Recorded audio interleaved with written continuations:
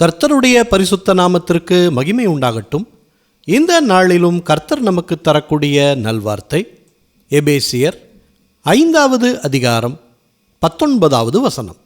சங்கீதங்களினாலும் கீர்த்தனைகளினாலும் ஞான பாட்டுகளினாலும் ஒருவருக்கொருவர் புத்தி சொல்லிக்கொண்டு உங்கள் இருதயத்தில் கர்த்தரை பாடி கீர்த்தனம் பண்ணி.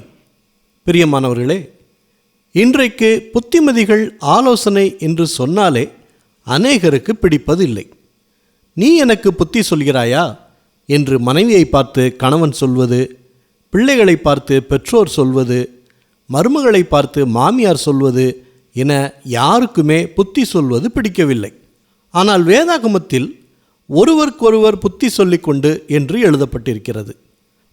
பொதுவாக நான் சொல்வதை கேள், இதுதான் சரி என்று சர்வாதிகாரமாக சொல்வதை விட்டுவிட்டு வேத வசனங்களின் மூலம் சங்கீதங்களினாலும் கீர்த்தனைகளினாலும் ஞான பாட்டுகளினாலும் ஒருவருக்கொருவர் புத்தி சொல்லிக் கொள்ளும் பொழுது அதை ஏற்றுக்கொள்வார்கள்.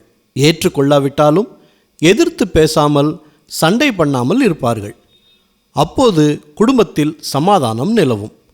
ஒருவருக்கொருவர் நிதானமாக மற்றவர்களை புரிந்து கொண்டு நடப்பார்கள். அப்படிப்பட்ட சமாதானம் உங்கள் குடும்பத்திலும் நிலவட்டும். ஜெபிக்கலாமா? நல்ல தகப்பனே, இந்த நல்வார்த்தையை தந்ததற்காக நன்றி செலுத்துகிறோம். இன்றைய நாளிலும் நாங்கள் சத்தியத்தை அறிந்து செயல்பட கிருபை தாங்க. சத்தியம் எங்களை விடுதலை ஆக்கட்டும். வேதாகம வசனங்களில் சொல்லியிருக்கிற ஆலோசனைகள் புத்திமதிகளை அறிந்து நாங்கள் எங்களை சீர்படுத்துகிறோம். மற்றவர்களுக்கும் சாட்சியாய் விளங்க உதவி செய்யுங்க. மற்றவர்களுக்கு ஆலோசனை கொடுக்கும்போது உம்முடைய வசனத்தின் அடிப்படையில் நாங்கள் ஆலோசனை கொடுக்க எங்களுக்கு ஞானத்தை தாங்க. எல்லா துதிகன மகிமை எல்லாவற்றையும் உமக்கே செலுத்துகிறோம். இயேசு கிறிஸ்துவின் நாமத்தில் ஜெபிக்கிறோம் பிதாவே. ஆமேன், ஆமேன். இந்த நல்வார்த்தையை மற்றவர்களுக்கும் பகிருங்கள். மற்றவர்களுக்கும் கர்த்தருடைய ஆசீர்வாதம் கிடைக்கட்டும்.